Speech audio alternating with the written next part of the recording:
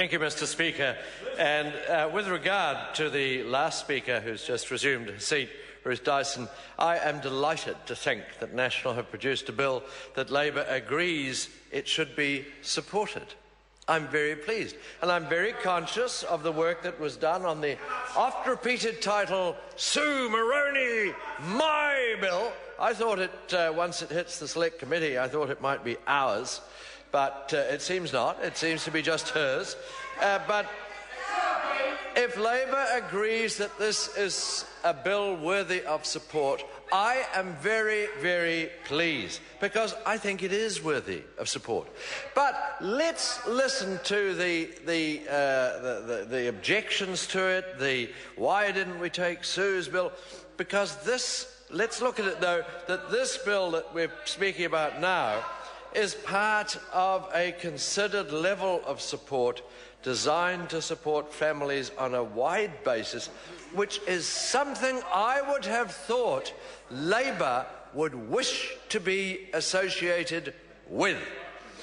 There are 5 parts to the package, and I really do hope Labor will be true to their roots and will support the other parts of the package. Let's just briefly look at what they are. $172 million to boost the paid parental leave scheme. Not too bad. We've heard about that. We'll no doubt hear a little bit more.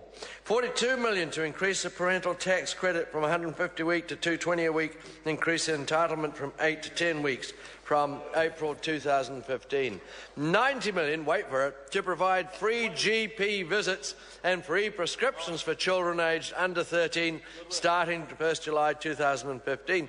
It was amazing to me that I think there were 3 budget speeches from that side of the House during which the leader of each party said, "What are you going to tell the parents of children who can't afford to send their children to the doctor?"